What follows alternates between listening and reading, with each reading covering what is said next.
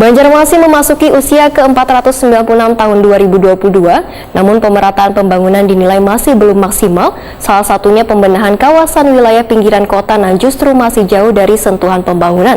Nangkaya permasalahan titian jalan di kawasan Pulau Bromo, Kelurahan Mantuil, Banjarmasin Selatan, yang diperbaiki warga dengan dana urunan. Bahkan warga pun masih memanfaatkan transportasi Sungai Menyeberang ke wilayah Mantuil. Banjarmasin memasuki usia ke-496 tahun 2022, namun pemerataan pembangunan dinilai masih belum maksimal, salah satunya pembenahan kawasan wilayah pinggiran kota yang justru masih jauh dari sentuhan pembangunan.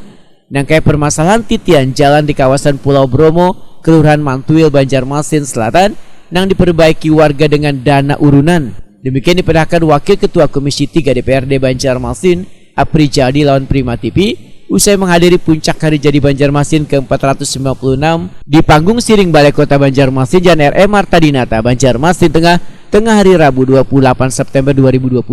Politisi Partai Amanat Nasional ini pun menyatakan pembangunan jembatan Bromo yang mengeluarkan dana sebesar 43 miliar rupiah yang menjadi penghubung antara Pulau Bromo dengan wilayah Mantuil kada sebanding dengan titian jalan yang menjadi satu-satunya alternatif bagi warga Pulau Bromo yang hingga wah ini masih menjadi keluhan warga. Bahkan warga pun masih memanfaatkan transportasi sungai Menyeberang ke wilayah Mantuil.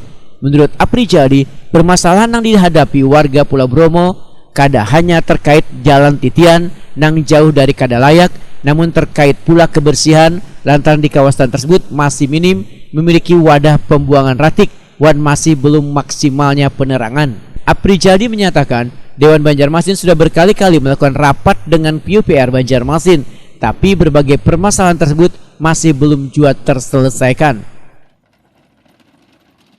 Dari atas kota yang Kota Banjarmasin, di satu sisi kita melihat pembangunan begitu mewah, megah dan sangat indah.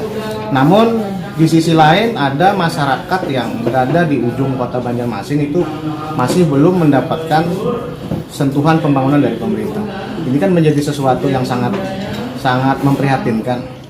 Sebenarnya kita di sini berharap bahwa dengan apa yang disampaikan oleh Pak Wali Kota dalam pidato beliau tadi, seharusnya tidak ada lagi masalah. Melihat beberapa statement beliau yang mengatakan bahwa berbagai macam capaian-capaian itu seharusnya tidak masalah. Namun di lapangan itu halnya berbeda. Jadi mungkin dalam hal ini kita melihat bahwa apa-apa yang menjadi permasalahan itu tak tersampaikan kepada Pak Wali Kota, entah dari bawahan beliau yang tidak menyampaikan atau memang ini disengaja ditutup-tutupi. Bahwa sebenarnya yang terjadi adalah pembangunan di Kota Banjarmasin itu masih sangat minim, terutama pemerataan.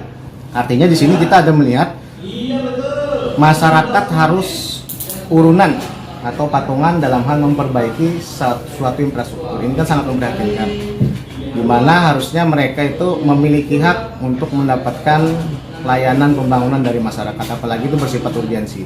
Nah, dalam hal ini saya berharap di hari jadi Kota Banjarmasin ini pemerintah untuk bisa menakar dan mengukur skala urgensi dalam hal skala pembangunan, supaya jangan salah dalam memilih, jangan sampai nanti yang bersifat urgensi terkesampingkan.